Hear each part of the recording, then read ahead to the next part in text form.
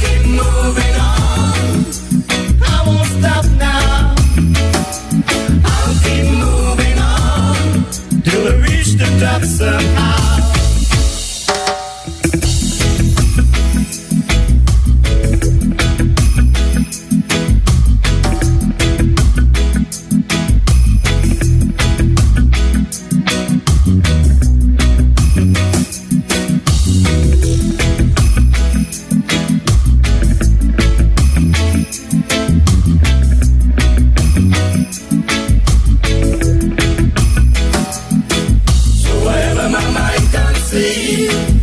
That I will achieve, because I do the things I should, be to my brethren kind and good. So I'll keep moving on. I won't stop now. I'll keep moving on till I reach the top somehow.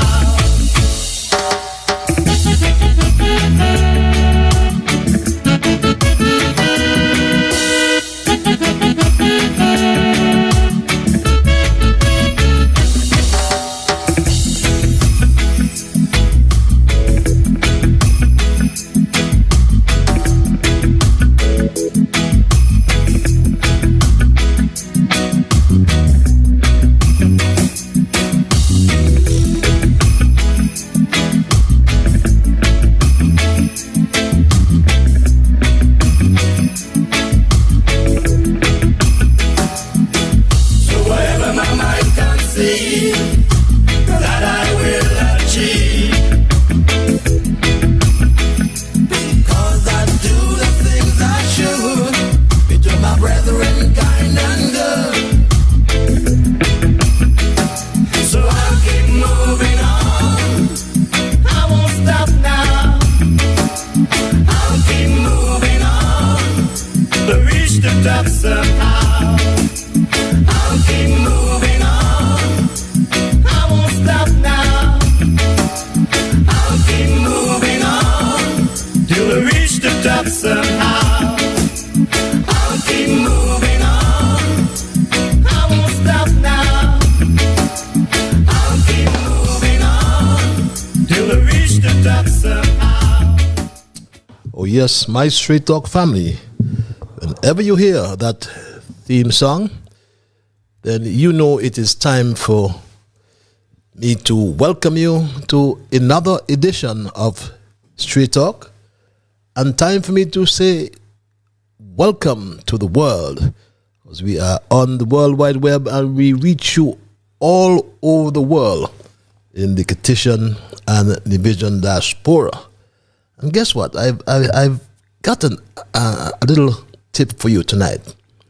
If you wish to go to your app store and download the app, because the Amazon Alexa devices are available for download. Then you download skill, then Alexa with which skill then will tell you, say Massive Vibes Radio. Then after the skill is downloaded, just say Alexa, play Massive Vibes Radio. But I'll tell you some more about that. But let me say good night, St. Kitts and Nevis. Good night to the entire Caribbean region. And good night to the Citizen and Nevision diaspora. I know that some of you are in Africa. There's some of you in Asia. There's some of you in Europe. And there are a whole lot of you all over North America. So I am at liberty to say good night. I can say good morning. And I will also say good afternoon. And thank heavens that we're now on the same time zone to those of you on the Eastern time zone. Is it the Eastern? Get me right, my Straight Dog family. But the clocks have gone back or gone forward, whichever way it is. But it's 8 o'clock in New York now, isn't it? Yes, it is. And 8 o'clock some other parts of the world. In the UK, it's midnight. I have a good friend in the UK. Something is just not working out with the time, but that's not a problem tonight. Let me say good night. Let me say good afternoon. Let me say good morning. And let me welcome you again to Straight Talk and another edition of Straight Talk. And I thank those who continue to share the link. And when you do so, we do get first timers, and I'm eternally grateful for that. And for the first timers, I want to inform you that Straight Talk is a public service program that facilitates and promotes free expression on all issues of national interest. All, be they legal, be they environmental, be they technological, social, economic, and or political issues. On Straight Talk, we do have a forum to express yourselves freely. Let us in the process, let us strive, my Straight Talk family, let us strive to get St. Kitts back to that enviable position of being number one in the world. My Straight Talk family, for those of you again who are joining me for the first time, we tried to raise the level of national consciousness. We tried to raise the level of national discourse by alerting our people to their rights, to their responsibilities, and certainly to their obligations. My name is Ian Patches Liburd, and I give Almighty God thanks for blessing me with another opportunity to join you in conversation on yet another occasion. And as your host, I continue to pledge to remain an untiring advocate of truthfulness, as I always am reminded of the words, some words that go like this, my famous hymn. We are called to be God's prophets, speaking for the truth and right, standing firm for godly justice, bringing evil things to light. Let's bring those evil things, uncover them, bring them to light. And let us seek the courage needed, our high calling to fulfill, that we all may know the blessing of the doing of God's will. And my Straight Talk family, and in particular for the first timers, you will understand sooner rather than later that absolutely nothing is watered down on this program to make it interesting or to make it exciting, neither by omission nor by exaggeration. And Straight Talk is not about being sensational. We're not about sensationalism or creating excitement, as I said, especially when we have to do that at the expense of accuracy, at the expense of the truth. Because we lean on the facts. Facts are not opinions. Facts are facts. So I consider it my duty to always present the unvarnished truth, the plain truth, especially when it comes to governance in our beloved country of St. Kitts and Nevis. On this program, we join together with people across the Federation. Through this program, we are joined with people in the diaspora all around the world. And some we know very well, and some we have met, and some we do not know, and we may never ever meet. And some of us will agree, some will disagree. But when it comes to the positions of truth advanced on Straight Talk, some will disagree, but we are not going to compromise that. And we understand your disagreement, and that's fine, because we promote diversity. We are different people. But please, what will sadden me is when we ever, if we ever become disagreeable. So we are all around the world, and again, I can invite some to go to the App Store and download the Alexa app. You know, all those who have Amazon Alexa devices, please say, Alexa, download skill. Then Alexa will ask you, which skill? Then you say, Massive Vibes Radio. And after that, the skill is downloaded. Just say Alexa by Massive Vibes Radio, and you will be all around the world. But my Straight Talk family, let us all thank Almighty God nonetheless for helping us to understand. We must thank God for helping us to understand, oh, how good and oh, how pleasant it is for brethren to dwell together in unity. Let us hope and pray for the day as well when we will all sing his praise together. It's a tough ask. But welcome again, and thanks for those who continue to share the link. Don't you stop. The first time, I must inform you as well that Straight Talk is a participative program. By that I mean we include your calls and your emails. And if you are so minded to call, just look at your screen. There are the numbers: 646-829-6672, or the local number 869, that's the area code 663-6672. Some of you like what I call the cloak of anonymity. You don't want to be heard, and I could understand why. Because especially in this country, vindictiveness is the order of the day, especially if you are on the opposite side. So we provide you our email platform, and the address is Straight Talk Patches. That's one word: STRAIGHTTALKPATCHES. That's Straight Talk Patches at gmail.com. And you can send me your messages, but just please be careful, please be respectful, even though you're trying to hide behind the keyboard. I must say a special welcome to my junior brigade. I can't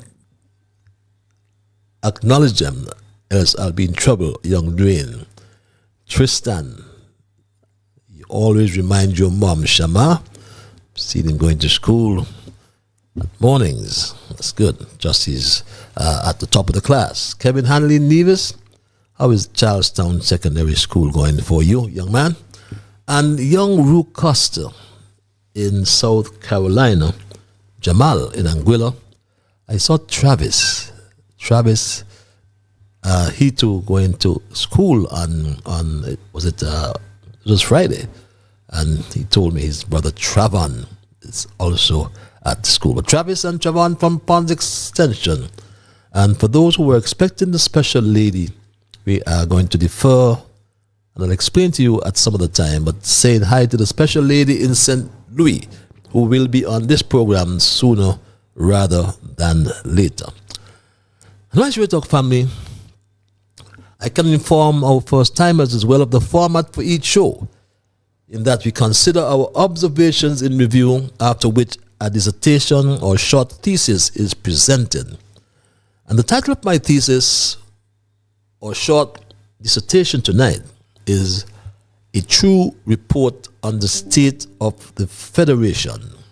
A true report on the state of the Federation, my Straight Talk family.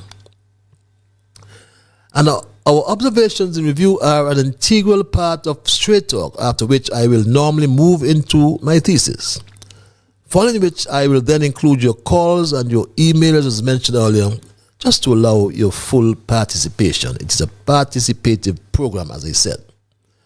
And our OIRs, our observations in review, is a time when we highlight the current issues. We do some reflection, ask some questions, like what was accomplished, how has it helped others, what has changed, and what can be expected next.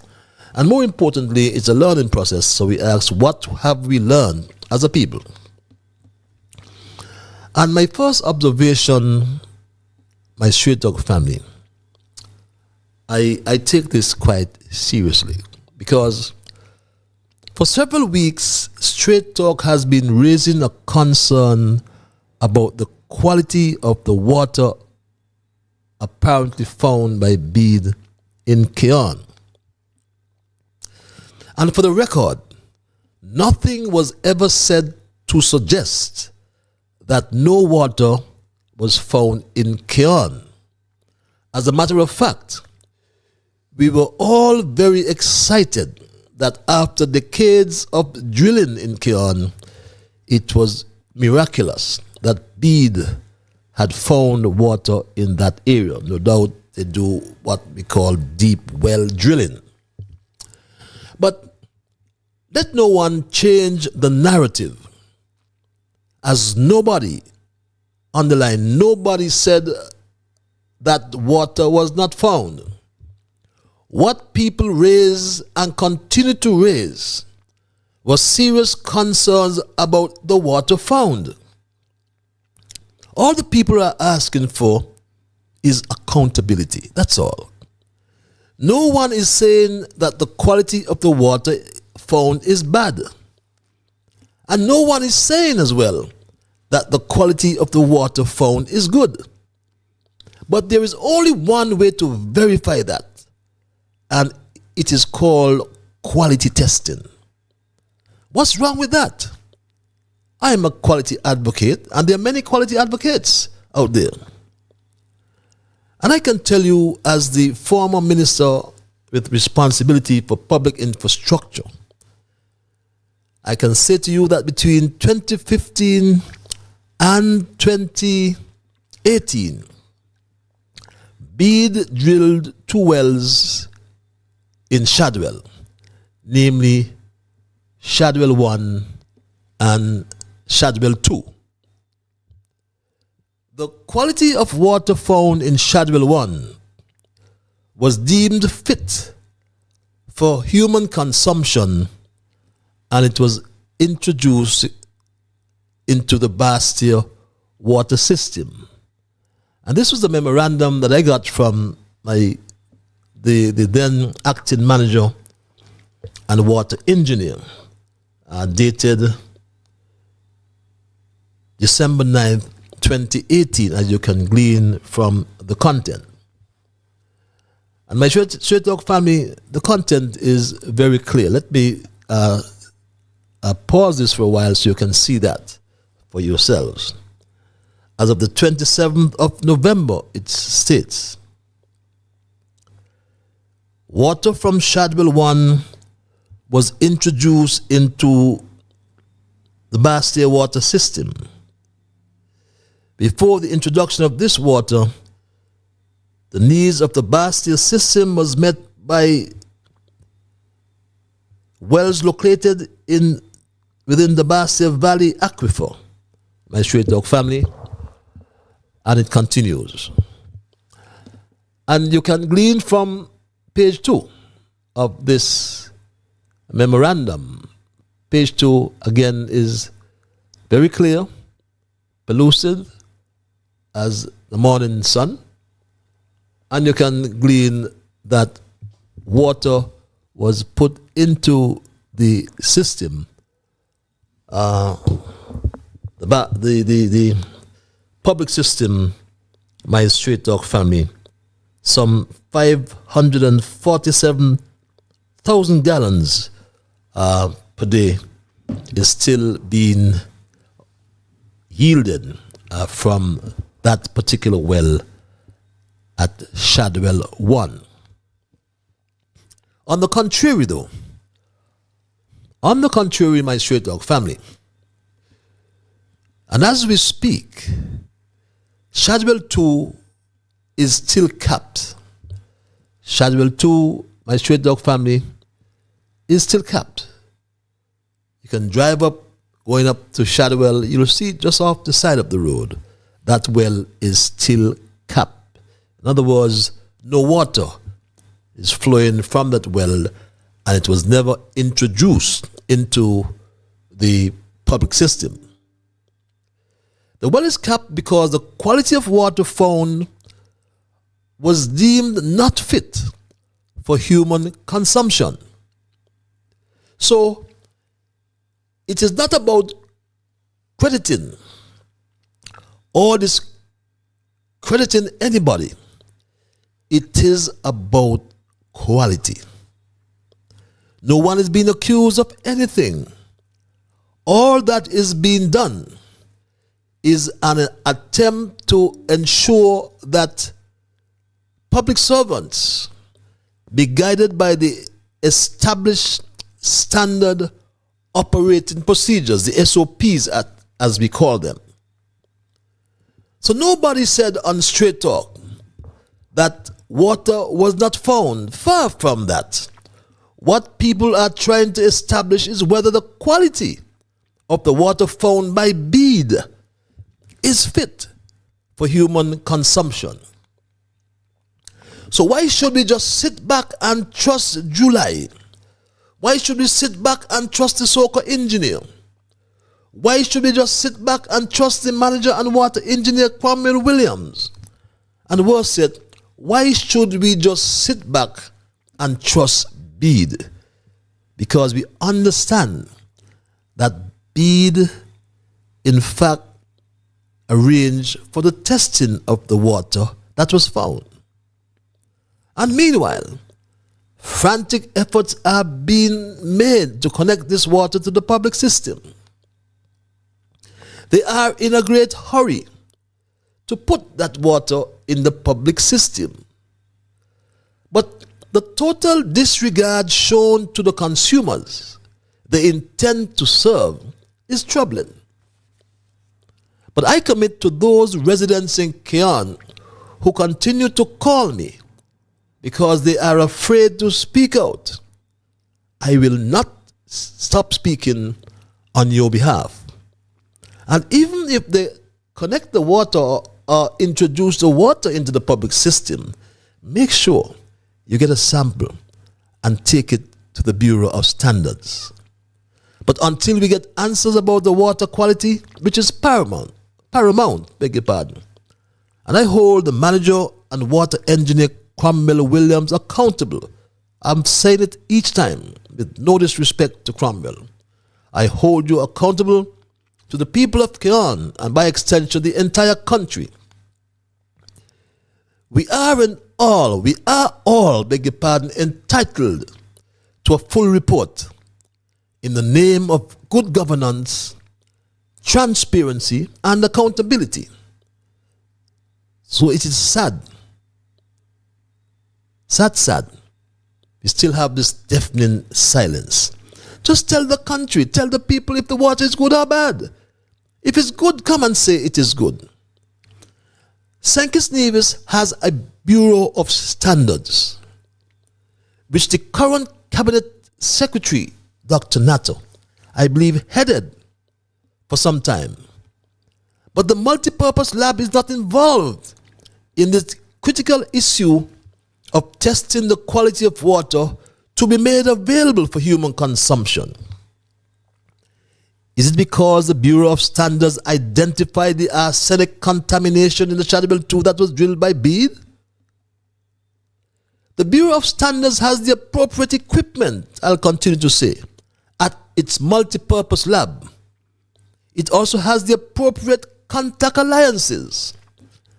And this should be a standard operating procedure that would bring independence and transparency to ensure that the quality of water found meets the WHO guidelines, the World Health Organization guidelines for drinking water quality that were built on over 60 years of guidance by WHO, all adopted by CAFA, by PAHO, and all the organizations.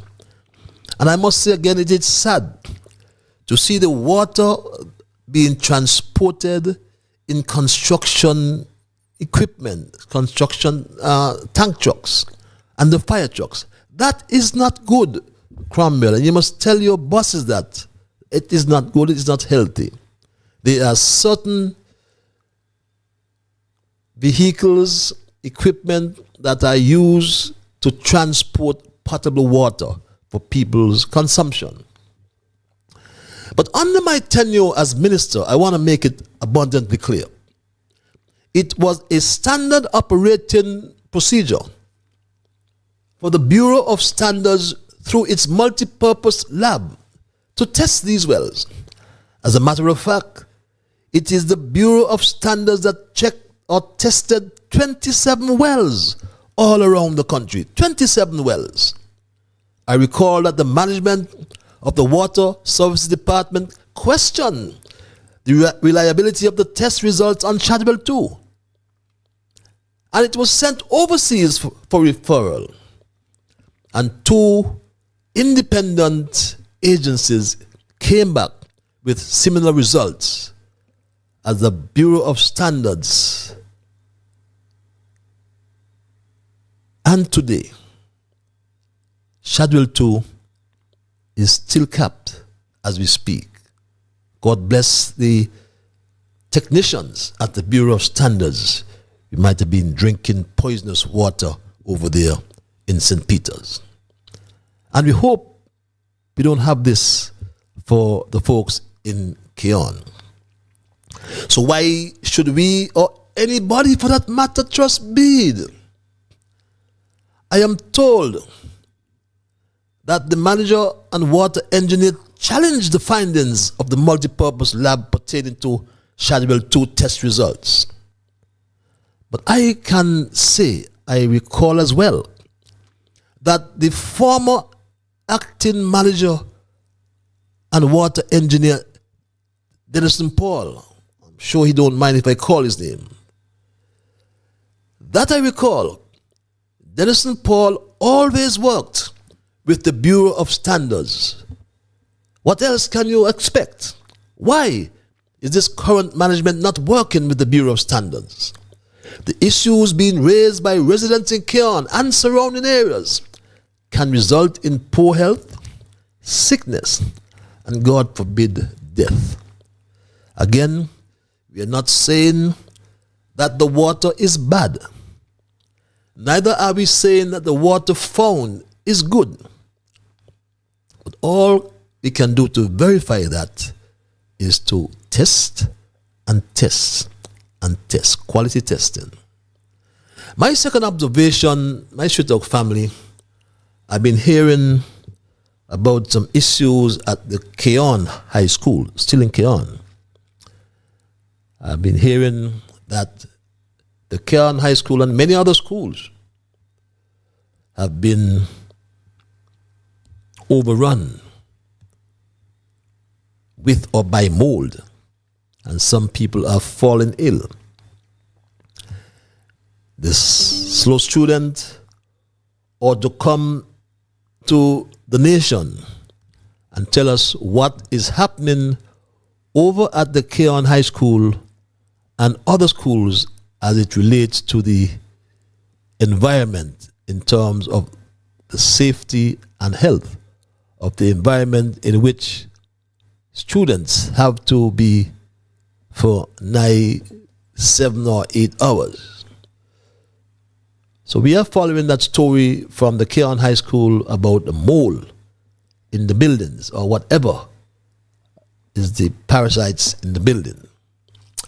But those are my observations in review tonight, my Street Dog family. I don't intend to tarry too long on these observations, and I take your comments. Sometimes I have too many observations, and I understand that, so I will yield to the recommendations. And those are my observations in review for tonight. And I'll go straight to my thesis. Like I said, I titled my thesis tonight, A True Report on the State of the Federation. And I got the idea from the fact that last week, Thursday, the 46th and current U.S. President, Joe Biden, delivered his State of the Union address. And this is a constitutional mandate stipulated within Article 2, Section 3 of the U.S. Constitution, which states, and I quote, that the President shall from time to time give to the Congress information of the state of the Union and recommend to their consideration such measures as he shall judge necessary and expedient. It is therefore considered the presidential duty, which was first carried out by George Washington on January the 8th, 1790. When he addressed the new Congress in the Senate chamber of Federal Hall in New York, then the U.S. Capitol. The third president, Thomas Jefferson, according to our Straight Talk research, chose to give his annual message to Congress in writing rather than journey to the Capitol. Remember, July wanted to give us his New Year's address in writing as well. Interesting. And rather than journey to the Capitol, George Washington, or Thomas Jefferson, beg your pardon, sent his message in writing and started a tradition that lasted almost a whole century. But it was in 1913, however, Woodrow Wilson, who served as the 20th President of the United States from 1913 to 1921, got rid of that tradition.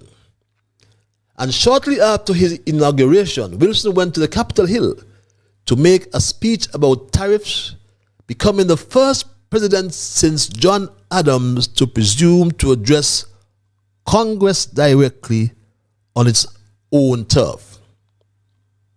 That December, Wilson returned before Congress to give the first modern State of the Union address, although it was not officially called that until the presidency of Franklin D. Roosevelt, who served as the 32nd President of the United States from 1933 to 1945. Unlike the US, however, in Britain, Parliament formally sits at the pleasure of the sovereign. So the Queen, or rather now the King, reads what is called a throne speech from an actual throne in the House of Lords. Coming home to St. Kitts and Nevis, the Governor General, the Queen's representative in St. Kitts and Nevis, takes that role in this country of ours, reading the speech from the seat of the Speaker in the National Assembly. But it is all about pomp and policy, or rather, I should say, it's all about the pomp and ceremony of the British part of our heritage, as the throne speech officially opens every new session of Parliament. Until the speech has been read, no other parliamentary business can take place. No bills can be tabled, no debates or assemblies or assembly votes. But what is the throne speech, you may ask? It is the speech from the throne, or the throne speech, as I believe in all Commonwealth countries, is essentially a legislative to-do list that is laid out by the sitting government for the House of Assembly at the start of each parliamentary session. The Governor General reads the speech, but the Prime Minister and officials in his office actually write the speech. I vaguely remember 1980, but certainly 1995, and of course 2015. In 1995, St. Kitts Nevis was still recovering from the fallout and tensions of the 1993 riots on the streets of Basseterre. Some labeled it the bottle and stone era. Of course, in 2015, the country was looking to emerge from the combination of crime and violence, high public debt of near $3 billion that drove us to the IMF, and a wimpy speaker called Curtis Martin, who made our parliament into what was called then a useless instrument. It's setting a very bad precedent for governance, and it's really making Parliament a useless instrument. I think that's terrible. But with all that bedeviled our beautiful country of St. Kitts and Nevis, in 2015, we had lots to give God thanks for.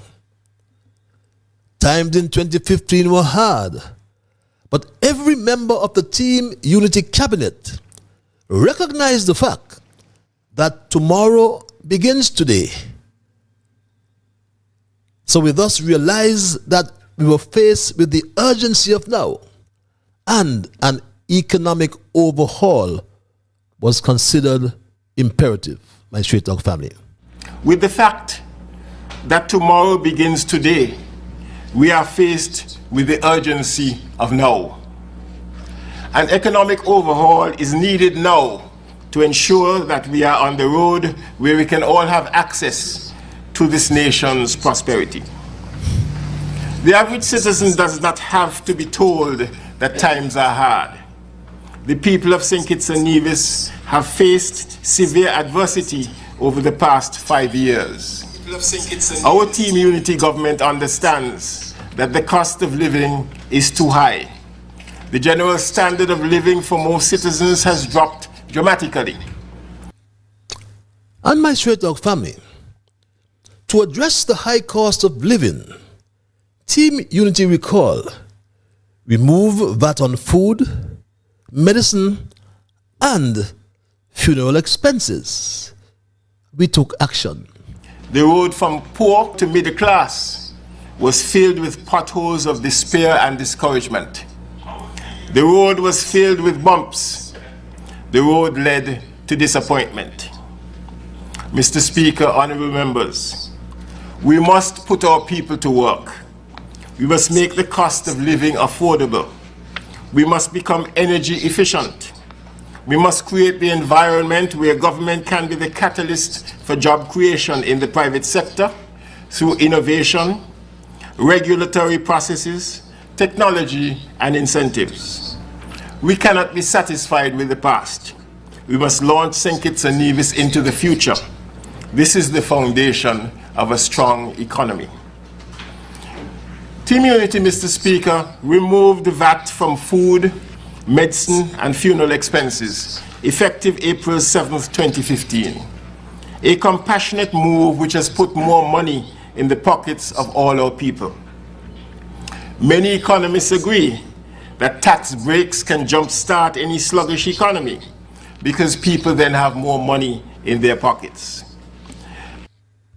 There was more money in the pockets of our people. Team Unity addressed the potholes of despair and disappointment and moved the country on a trajectory or a positive course to prosperity.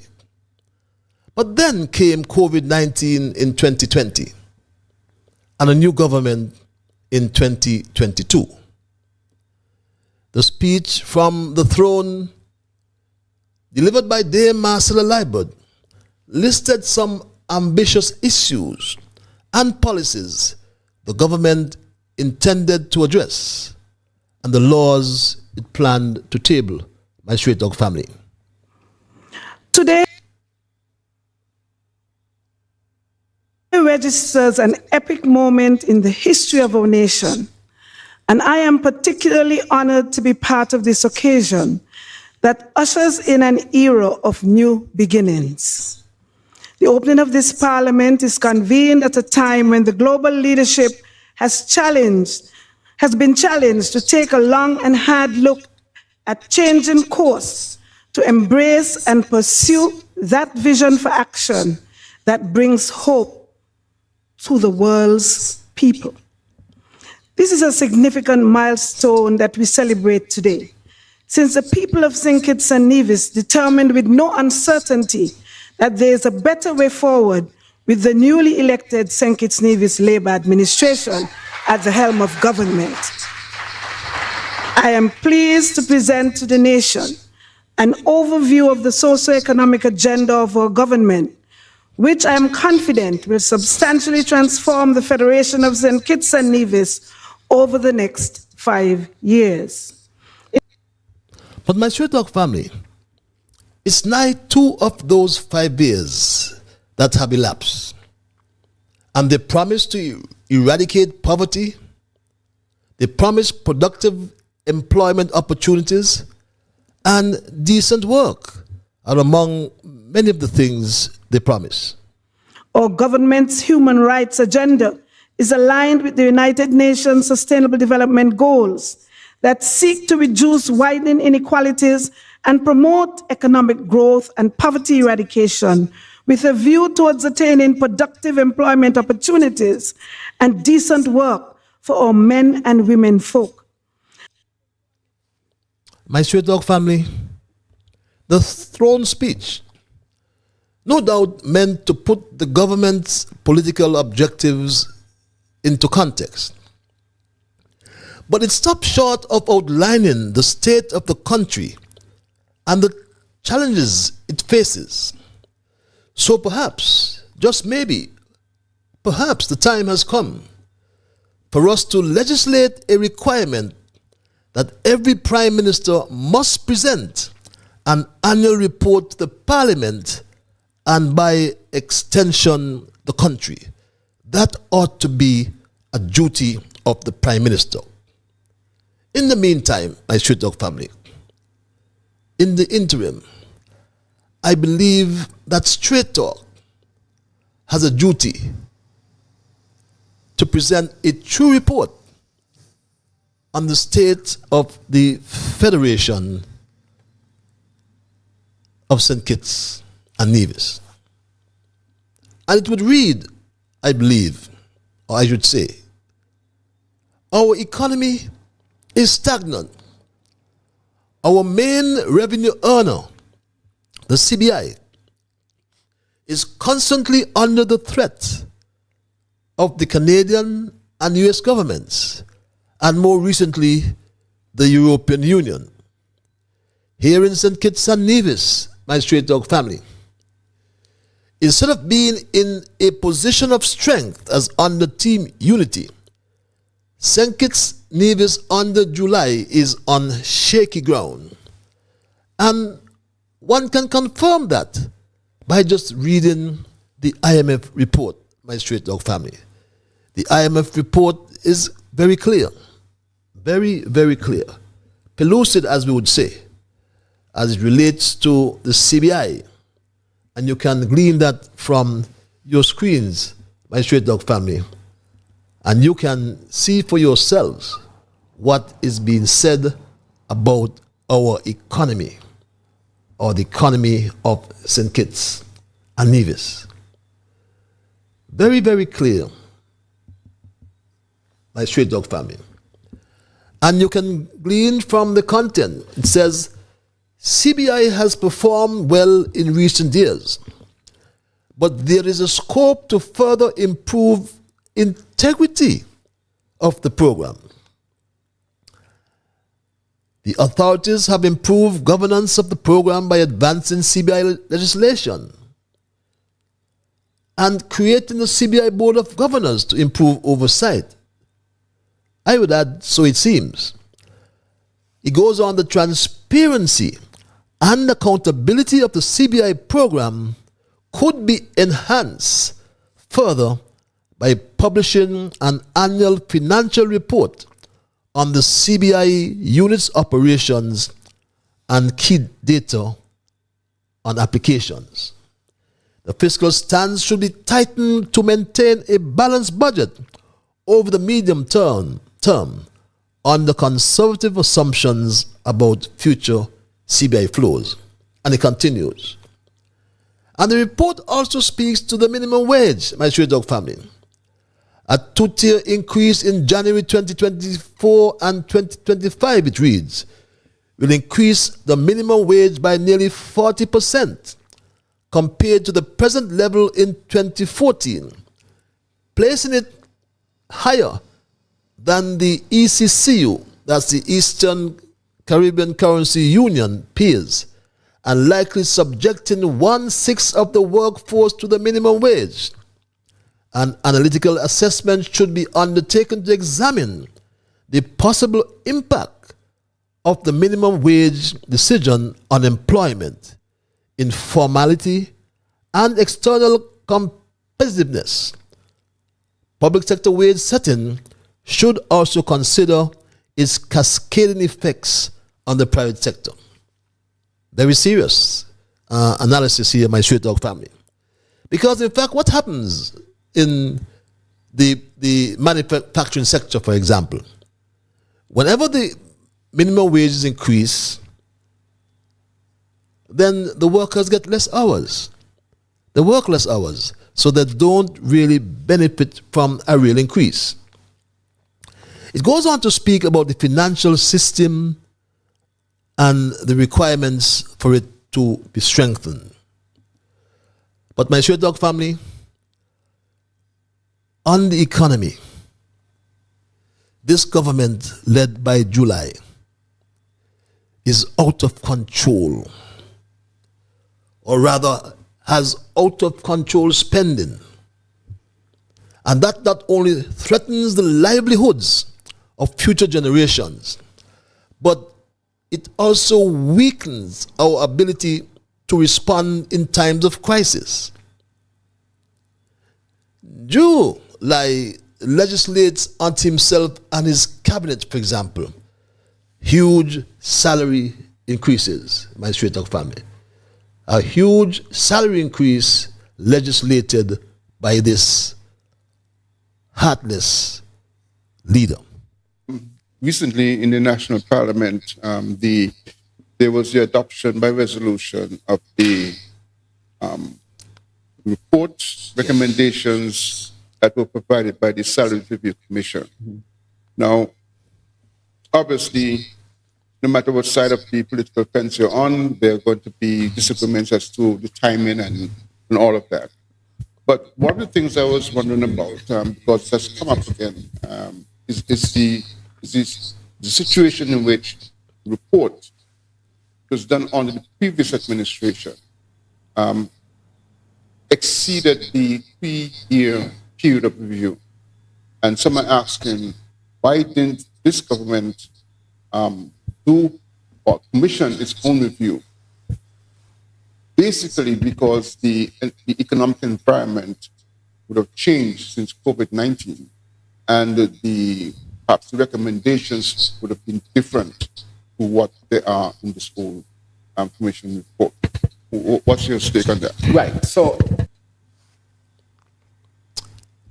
my Straight Dog family, would you believe in his response, in July's response to a pertinent question from Glenn Barth, seasoned reporter, he said this, my Straight Dog family, listen for yourselves. you read the IMF report? What does it say about the recovery of the economy? No, it's back to it. It's by the end of this. It will be back to 2019, right? Right. Good. So we know that. Good. But that is not the main issue either there. They introduced in the budget of 2021 for 2022 these recommendations. I have put it out there. I don't know if you have reviewed it.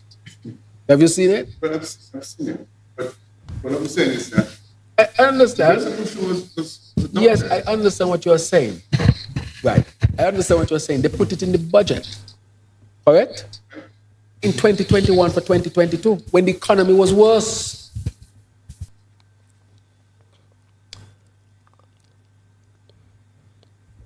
My Straight Dog family,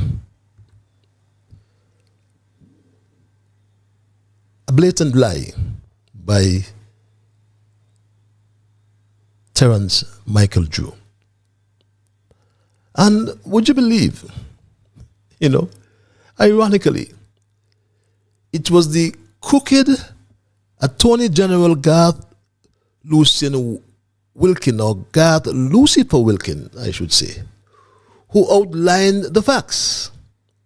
And here are the facts as outlined by Lucifer. In 2018, the first formal Salary Review Commission was established, and the report was prepared and submitted to the then Prime Minister. It was, however, not tabled in the National Assembly, nor, as we discovered in this Honourable House, was it tabled in the then Cabinet. When we took office, the then Governor General, God bless his soul, late Sir Tapley Seaton, KC, brought the report to the attention of the Prime Minister the member for number 8, who then brought it to the attention of Cabinet, and now it is tabled in the National Assembly as required by the Act. This is the procedural history of the 2019 report, Madam Speaker. So my Stray Dog family, above all persons, it was the crooked AG who set the record straight.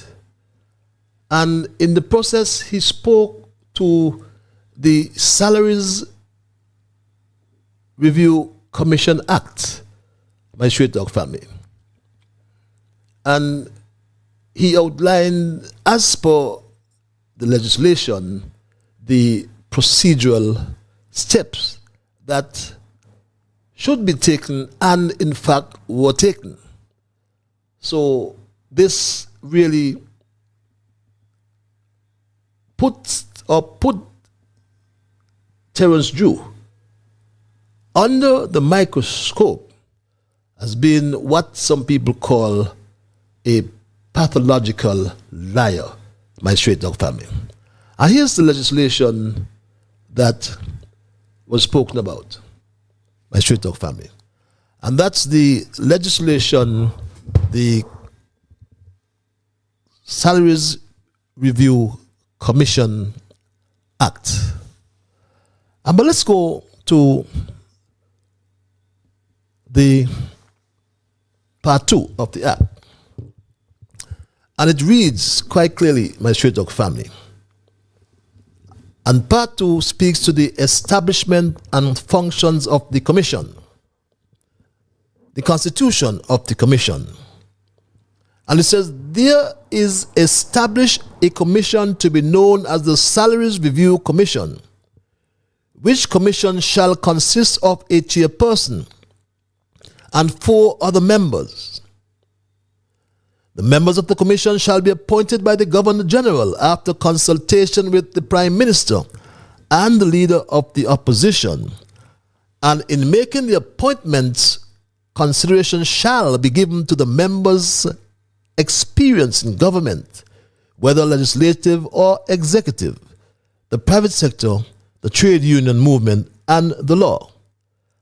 And it goes on, the members of the commission shall hold the office in accordance with the provisions of Section 5 of this Act. And here's this, my Stray Dog family. Functions of the Commission. Section 4 of Part 2 of the Act. It's on your screen. But let's read it together. The Commission shall every 3 years, with the approval of the Governor General, review, it says, the salaries and other conditions of service of the Governor General, members of Parliament, including the Speaker of the House, the Deputy Speaker of the House, Prime Minister, Attorney General, Ministers of Government, and Parliamentary Secretaries, also referred to as Minister of State, the Leader of the Opposition, and the holders of such offices as may be prescribed, and make recommendation to the government accordingly. It continues, my Stray Dog family. The report of the Commission concerning any review of salaries or other conditions of service, or both, shall be submitted to the Governor General, who shall, underline shall, forward a copy of the report to the for the presentation, to the Cabinet. And it continues here, my Stray Dog family, and it continues, as you can glean from the screen, very important section as well. It continues here. Let me get my own copy up so I don't misguide you, my Stray Dog family. And it continues.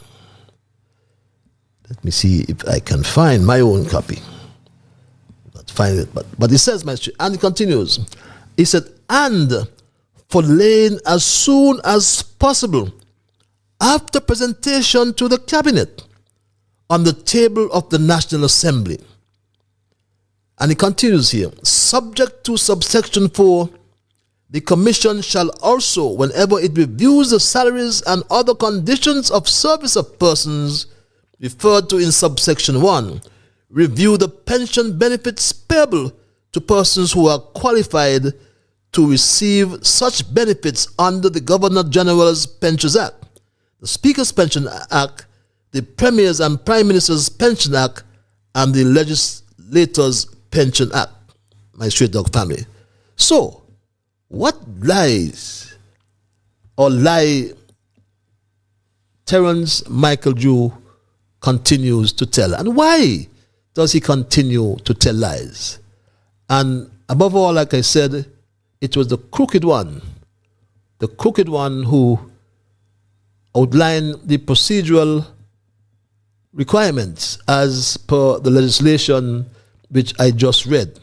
And I believe it is important, just for the record, to just replay what the Attorney General Garth Lucifer Wilkins said. Here's what he said again.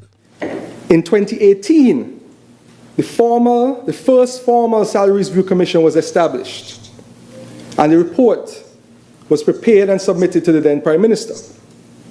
It was, however, not tabled in the National Assembly, nor, as we discovered in this Honourable House, was it tabled in the then Cabinet. When we took office, the then Governor General, God bless his soul, the late Sir Tapley Seaton, KC, brought the report to the attention of the Prime Minister, the member for number 8, who then brought it to the attention of Cabinet, and now it is tabled in the National Assembly as required by the Act. This is the procedural history of the 2019 report, Madam Speaker. The procedural history of the 2019 report. So why is July continuing to tell lies? My straight dog family, he wanted to raise his salary. He was greedy. So he's trying to hide behind somebody. But beyond general concerns, as we continue our report, a true report, beyond general concerns about the economy, issues such as inflation and the cost of living hit home for many Kititians and Nevisians, who will not hesitate to tell you that the country was doing badly. Cost of living is way too high. The economy is not doing well. And it has been like this for 2 years under July, my straight dog family. The housing market, my straight dog family, is not for the poor people. The housing market, according to the grandson of the slave master, are for those who are bankable. This is the solution for persons who are bankable and can take a mortgage loan from a credit union or a bank, and they can purchase their one-bedroom house for $111,000, their two-bedroom for $213,000, and their three-bedroom for $297,000. Imagine that. These houses are the housing market. Cannot accommodate poor people. Imagine 7 months have elapsed and they cannot complete 2 houses. And the slow student said this to us, my straight dog family. Here's what the slow student said months ago, my straight dog family. Today, as the minister responsible for housing and human settlement, I am pleased to formally announce that the government of St. Kitts and Nevis and National Housing Corporation NHC has signed a contract with East Coast Housing Development, a Trinidadian-based developer, to finance and deliver 2,400 affordable smart homes over a period of 4 years, 600 of which will be made available each year. Only 2 were made available for 2023. Not even 2. But they're still being worked on in 2024, my straight dog family. What can we expect from this administration? Nothing but a bunch of chat. And that's a true report of what's happening in the Federation, my straight dog family. Gas prices are terrible. Student loans cannot be tolerated by families. Student loan debt is astronomical, I can say, my straight dog family. And a single mother cannot effectively support a household on one income. The price of everything is too high. Rent outrageous. While people trying to get a loan to buy a home, it's also unreachable to most because, as I said earlier, they are not bankable. Not bankable by my straight dog family, and that's tough. Single mothers cry for help. My straight dog family, they cry for help and nobody listens. You know, I think, you know, it's getting tougher and tougher and tougher. Imagine a little tin of sardine for $5. It's ridiculous, Mr. Prime Minister, and we really need a help going to the supermarket to shop, especially for single parents with, you know, children, with about 2-3 children in the home. We do have a rough time. Rough for everyone was single parents, single mothers. The economy is terrible, I must report. Just go to Ram's supermarket, Best Buy, Value Mart, or one of those many Chinese supermarkets, and you will find out for yourselves that the cost of living in St. Kitts Nevis has hit the sky. And there are lots more to report, my straight dog family, lots more to report. People are trying to find jobs.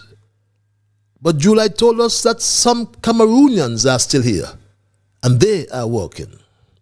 We hear about the free movement, full and free and unrestricted movement of CARICOM persons. He's silent on that. Look at the health system, my straight dog family. At the hospital, there's no CT scan. There's no MRI. He brought some second-hand dialysis machines. No anesthesiology can be done at the hospital. And guess what, my straight dog family?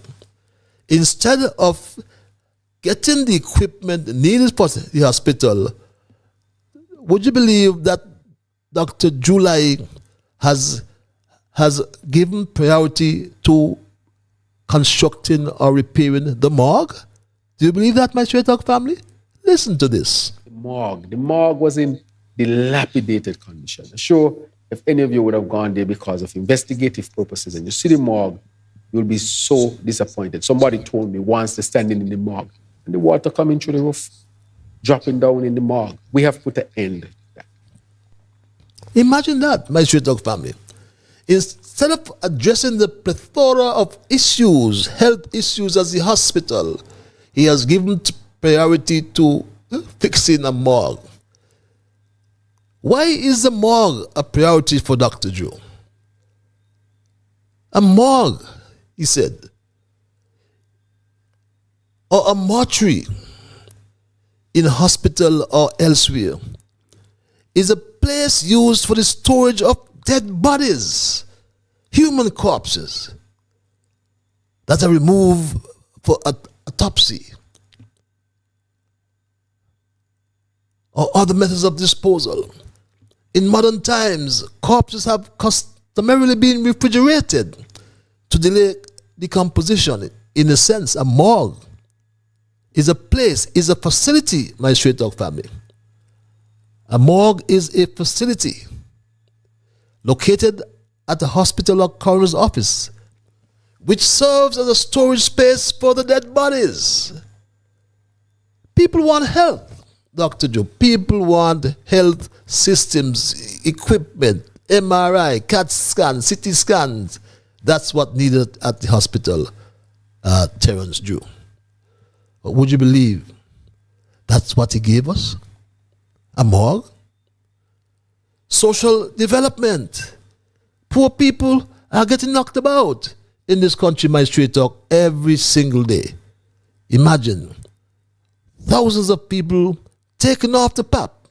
And now they're introducing it, thousands more will go. We paid on the 30th of June, I'll get that number for you, 5,361 households are receiving PAP at this time. Remember, when we closed applications in December, 11,639 applied. Of that number, 8,985 were eligible. All right? And so that now, if you take 5,361 from that number, it's over 60% of the applications are being paid. I know for some persons being in the 40%, to them it's unfair. It is unconscionable, not unfair. And you come to the public and trying to appease us by saying the elderly won't be affected. Are there 5,000 elders on the LIFT program? No, we're not being fooled. And don't talk about the corruption within the procurement process. A desalination plant given away, literally given away my street dog family. The Attorney General's office has confirmed that the contract agreement for the new desalination plant is just about ready for sign off, and so we should be signing that contract very shortly for the construction of the 2 million gallon desalination plant, which is proposed to be located on the industrial site where the Texaco bulk facility used to be.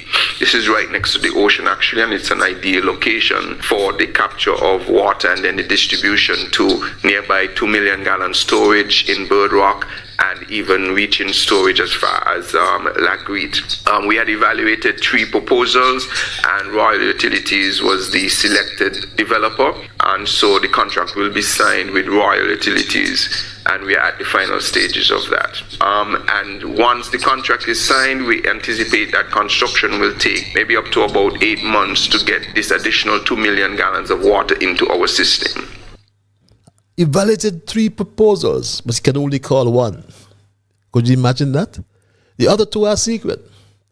And this paints a picture of these elected and some unelected and unelectable officials making decisions behind closed doors. And that, for me, creates a perception of corruption and would seem to signify government working on behalf of some or certain private interests, my street dog family. In closing, I want us to understand and tell this to Drew Lai and his cabinet that we are citizens of St. Kitts and Nevis. But July wants to treat us like his subjects. We have the right to criticize government without fear. The St. Kitts Nevis public needs more access to what the government is doing in our name. Whatever they're doing it in our name. And we have a right to access and find out what they are doing. And that requires access and increasing freedom of information and transparency. If freedom of information and transparency are stifled, then bad decisions are going to be made and heartbreaking tragedies would occur. Too often, on a breathtaking scale, that can leave us as a society wondering what went wrong. But too late may be the cry. Too late to ask, how did this happen? July administration, my street dog family, is not a government of the people, for the people, and by the people. Because their famous entry used is the back door, according to this comrade. They do not come through the front door. They use the back door. But I have that. Oh my! I forgot to mention. I'm sorry about this, my Straight Talk family. Yes, that is why July fixed the morgue, because this doctor was saying people are dying in droves at the JN France hospital. That's why he fixed the morgue. That's why I forgot to mention that, and my error exposed that. He invested in the morgue because people are dying in droves, according to this doctor, my Straight Talk family. And that doctor came from the bowels of labor, my Straight Talk family. But like I said, they are walking through the back door. They use the back door. And I fully agree, my Straight Talk family, I fully agree with that assessment. I fully agree that Bradshaw is beating them from the grave. I can hear Papa Bradshaw calling this bunch of these honorable men and women, all lacking in principle, my Straight Talk family. But though not exhaustive, this, I submit, is a true report on the state of the Federation. And that's my story tonight, my Straight Talk family, and I am not going to change it. But I will open the lines at this point in time and entertain your calls and your emails, my Straight Talk family. And if you're so minded to call, again, the numbers are on your screen. They're listed here, 646-829-6672 and or 869-663-6672. Our email address is straighttalkpatches@gmail.com. I always like to implore you, though, when I open the lines, and I'll do so any moment now, I always like to implore you to respect others. And of course, to achieve that, you must first respect yourselves. Let us try to be fair to all concerned, and let us try to build goodwill and better friendships. Let us ensure that the things we say and or do will be beneficial to all concerned. And in the process of saying and or doing those things, let us, my Straight Talk family, strive to build a kinder, gentler St. Kitts and Nevis. That said, at 9:13, my Straight Talk family, I go to the lines and say good night to... Good night, Mr. Patil. Good night. Good night, Mr. Patil. Good night, Mr. Bibleman. How art thou, sir? How art thou? I'm fine, Mr. Patil. You brought... And how are you, sir? I am peaceful. I'm looking forward to your... Okay. Your spirit. I am peaceful too. Yes, and I'm so glad today is Monday. It is, yes. The 11th day of March. That's correct. And no goodness of my own, but through loving kindness and a tender mercy, I am here by the grace of God. Yes. Mr. Patrick, tonight I want to say something. The Word of God said, and I will continue to say it. Psalm 41. Blessed is the man that considereth the poor. In the time of trouble, the Lord shall deliver him. That is Galatians chapter 6 and verse 7. Be not deceived. God is not mocked. Whatsoever a man soweth, he shall reap. That is, you cannot, hear me tonight, you cannot plant potato vine and expect to reap yam. And you cannot sow pigeon peas and grow and what peace is going to come. And so, whatever you sow, that you can reap. And that is it. You cast your bread on the water, and you shall find it many days after. So when people sow wild oat, and they come round as a double portion, they say people walk up upon them. That it is your own handwriting. So me don't worry. And all we're going on presently now, this man here don't worry because man come bad. Because the own handwriting can come back to upon them and then say if they will not. And the last passage of scripture walk on this tonight, and I want to finish now.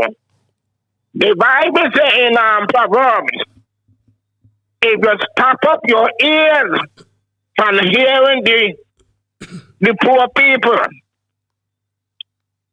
when you start to cry,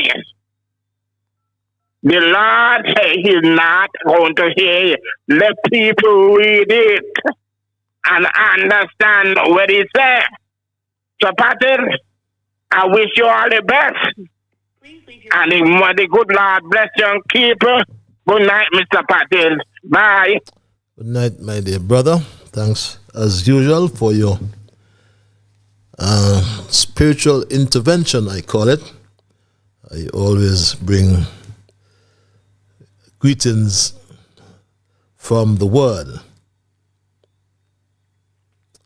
And we are always grateful for that. I call you the Bible man. It's 9:17. If you have just joined me, my Straight Dog family, our title of our thesis tonight was a true story of the state of the Federation in St. Kitts, or the state of the Federation, meaning the Federation of St. Kitts and Nevis.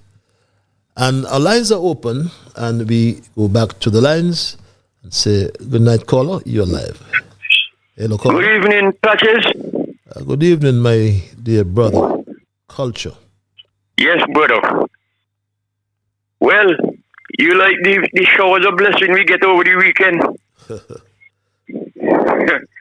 I look forward, and many people in the world look forward every Monday and Thursday to hear this program, because here is where we get the truth of what is happening globally and locally. And let me say special good evening to two good friends. One of them initial is ME, and the other one is JF. Now let me get to the water system. That is, would you believe, in spite of all that rain we had on the weekend, and I'm going to use the official name, I'm going to call it no Monkey Hill, St. Peter's Parish has been without water since Saturday until tonight. Yeah. And what he named Lion July come from up there where he born, raised, and now he move up on the top of the pinnacle. Up there is not good enough for him to stay. So he moved. We all know what happened. He moved over the judge out of the resident that was the residence that was made for the judge. Put the judge over Frigibert where he can get no view, and he got up in the judge place. Now, if he were living up St. Peter's still, he would have fixed it, make sure that St. Peter's got good water, potable water, and always have water. But that is only talks when you hear he had a lying bunch, and the way they're chatting, they're talking to make things sound good. And the people who are in the diaspora who do not know what is going on here, he wants to give them the impression that everything is okay. But people, we live here, and everything is not okay. So don't be fooled by them. Let me touch the mark. He know definitely that the rate of how people are dying at the hospital, he got to go fix the mark because he don't want no more people, no more dead catching a cold. That's why he gonna go fix the morgue. Gonna go fix morgue and take away the $500 that people used to get to sustain the home. Do whatever little patching up they could do with a little $500. Take it away, cost it, and say that Unity wasting money. He gonna give them $1,500 a month. Well, not even that. Look what he do now, patches. Parents are responsible for children, not children responsible for parents. So when you gonna take away the $500 from the parents, what happened? What you doing now? He put the cat in front of the house and the tail to wag the dog. When he say he gonna give each child $1,000 every month from 5 years up to 18, that will encourage a lot of a lot of children not to work. When they reach a certain age, they can say, look, I got a lot of money put up there from the government, so they ain't gonna work. So he ain't do nothing. He instead of he make things good better, he make it worse.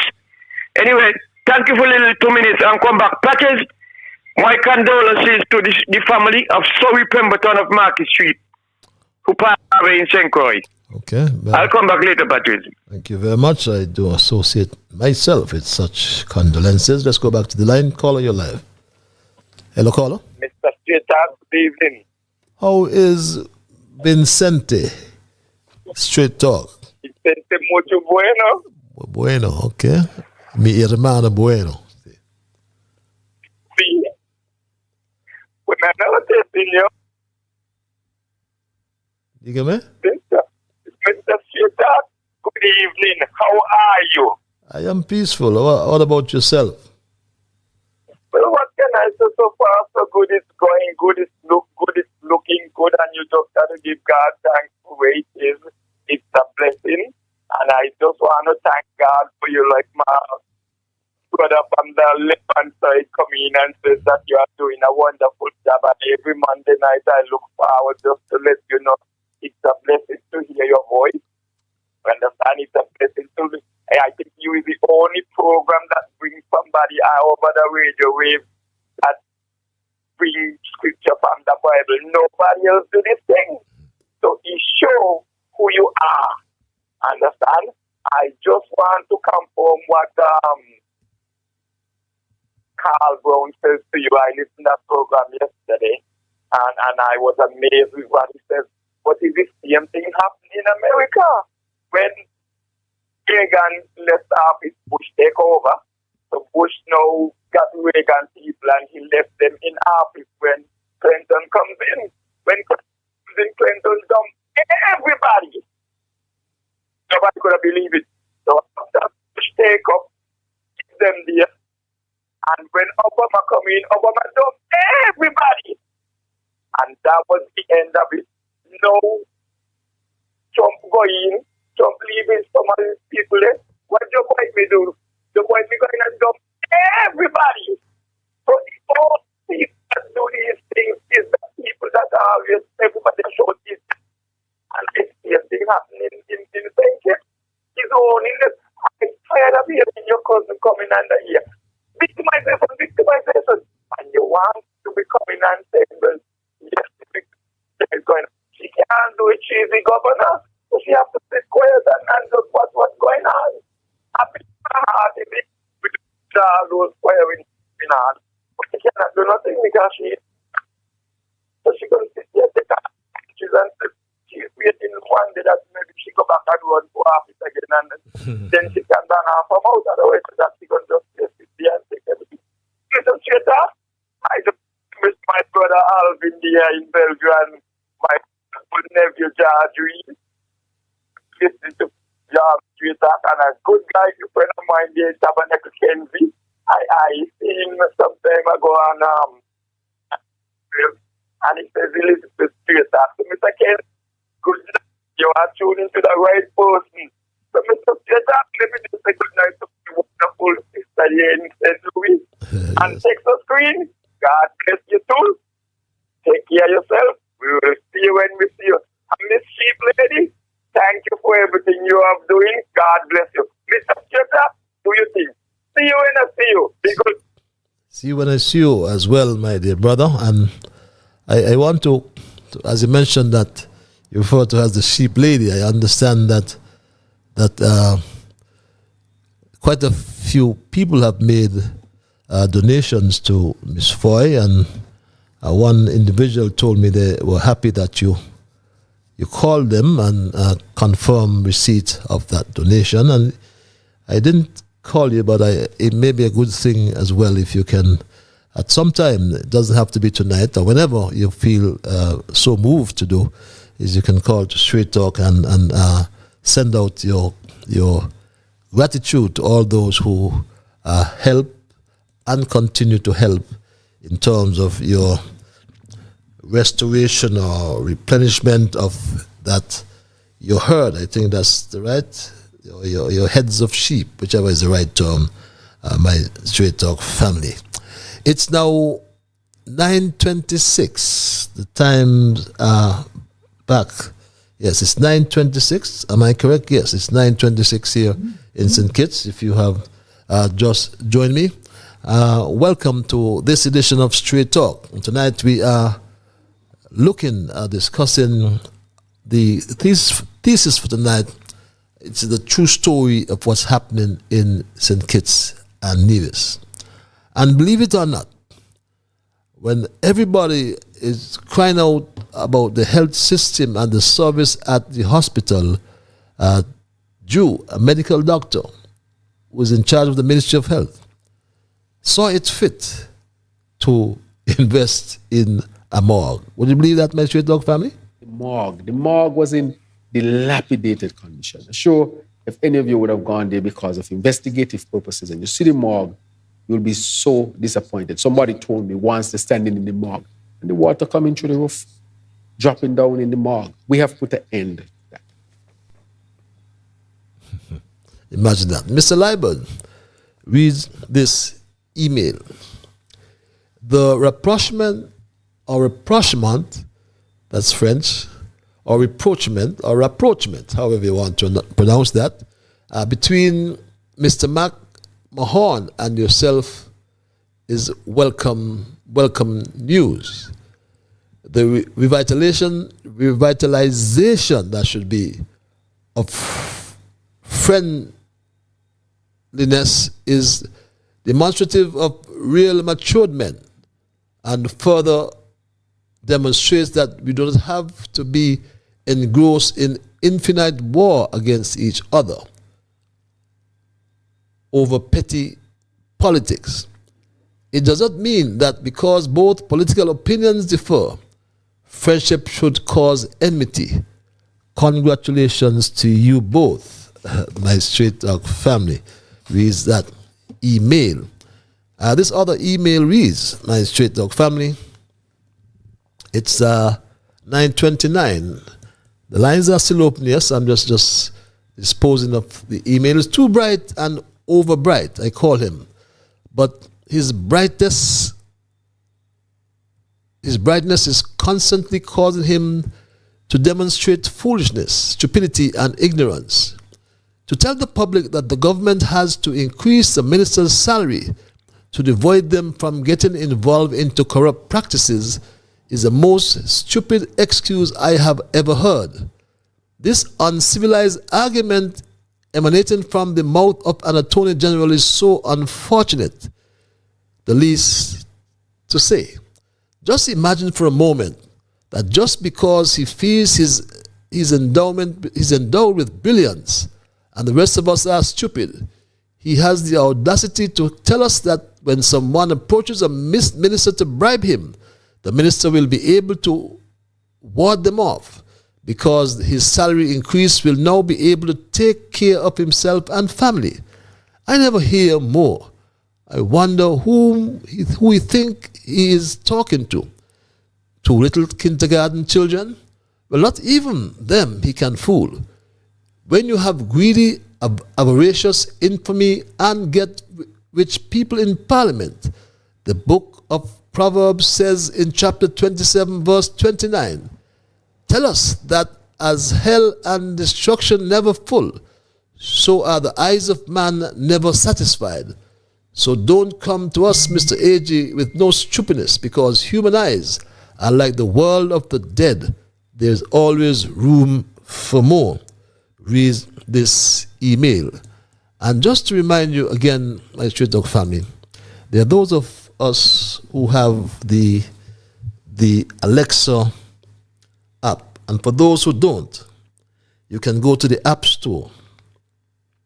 And all those who have Amazon Alexa devices, just say, Alexa, download skill. Then Alexa will ask, which skill? Then you will say Massive Vibes Radio. Then after the skill is downloaded, just say, Alexa, play Massive Vibes Radio, my Straight Talk family. And that's to get the Straight Talk on this particular station, my Straight Talk family. And this email reads, again, I listened to the email read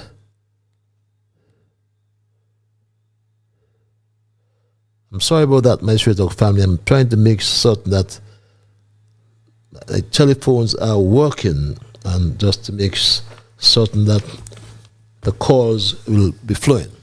But I listened to the email you earlier read pertaining to McMahon, and permit me to articulate this. What I have to say is that McMahon is traditionally a Labour stalwart and was very influential and persuasive throughout his daily radio call and presentation, undoubtedly impacted voters to elect this government. However, his mantra was and still is, let us continue to change governments until we get the good governance agenda government that we seek. No one can deny the fact that McMahon was a significant contributing factor towards Labour success at the polls. However, like so many of Labour foot soldiers who are loudly crying out of being neglected after voting for Labour, Mr. McMahon remains calm. In my opinion, McMahon should not have been chosen as an advisor to the Prime Minister, and things I believe would have been better with them and the Federation as a whole taking and acting on his objective advice. Nevertheless, I don't think that they have much respect for him based on what I have observed at his brother's Mac funeral last year. Parliament was in session the same day this funeral service was being held at the St. George's Anglican Church. Parliament adjourned for lunch, and I really thought that all the government ministers was going to attend in support of McMahon, but was disappointed when only Jeffrey turned up late and disappeared shortly after. When Mr. McMahon was given the eulogy at the brutal site, another brother collapsed due to the burning heat of the weather. Andrew was not present to render medical assistance as he did at the Attorney General's grandmother's funeral in the cemetery, where the lady fainted, and he quickly summoned his bodyguards to bring his medical bag from his vehicle and simultaneously calling for the ambulance. While with alacrity the ambulance arrived, McMahon did not witness that kind of respect and treatment for his brother. It was quite evident that Jeffrey's brief visit at the church was just a matter of mere formality, as McMahon resides in his constituency and would be looking for his vote in the future. I don't think that ministers of government realize how much they are being watched and scrutinized by the public. When they come to us with their lies, deceit, and propaganda, they only fooling themselves. Read this other email. When he was asked by a journalist, Dr. Joe, what is the Federation's position on the free movement within CARICOM and St. Kitts Nevis?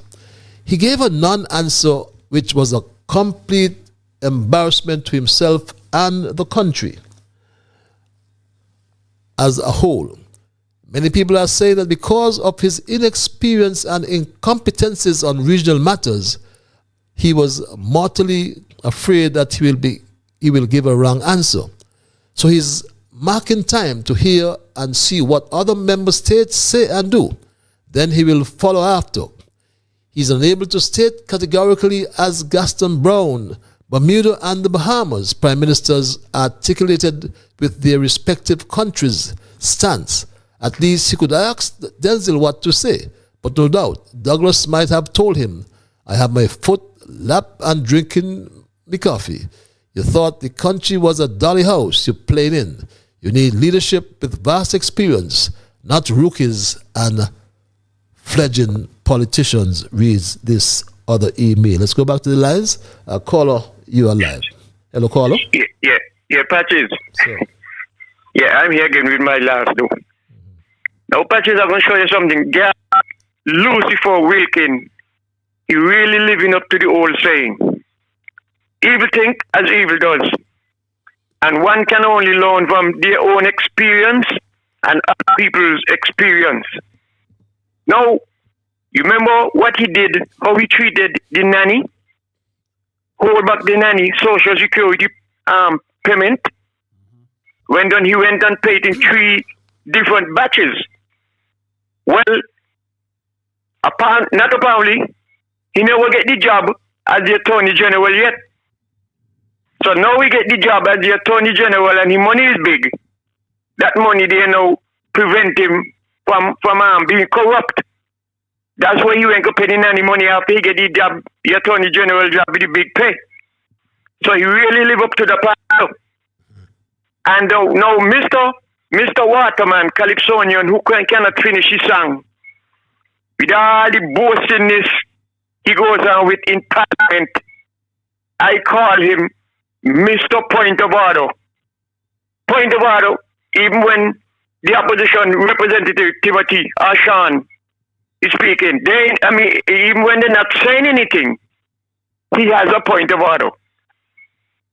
With all the talks he got about the fine water over care and water up Shadwell and giving people the wrong impression when he know he's lying, he get a back kick from the person who commentates every week, every month on another radio station. He hit him some licks this week here with the solar farm project.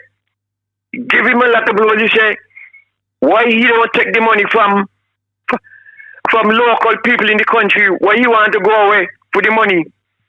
And that statement is like putting his foot in his own mouth, because he criticize you, Patches, when you were billing the half-word pier.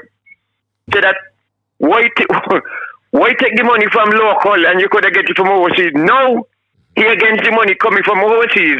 But you see, it's so Mr. Boston Conway, because is nothing but disrespectful in Parliament.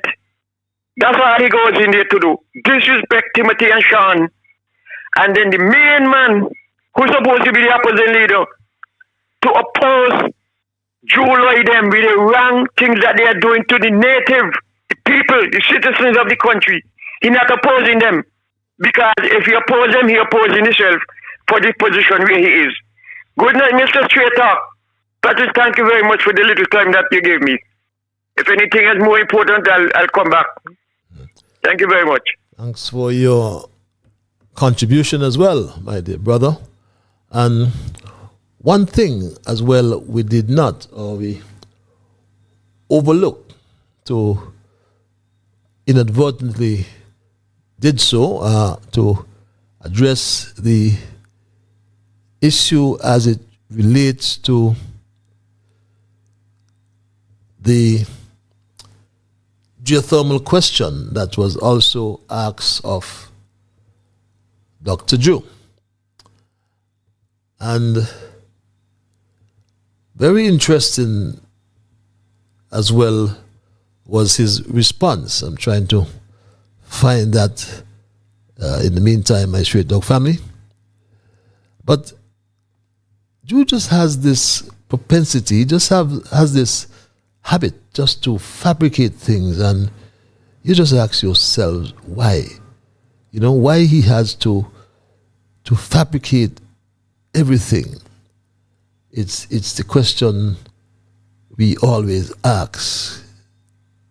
because he did in fact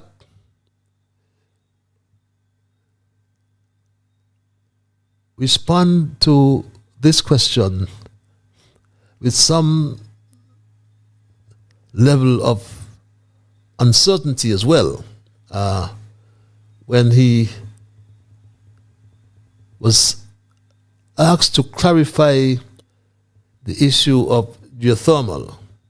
And just like the snake, he just don't seem to be able to get his facts right as well. But let's go back to the lines. I'll get back to that momentarily. Caller, you live. Yeah, good night, Patches. Good night. Good night.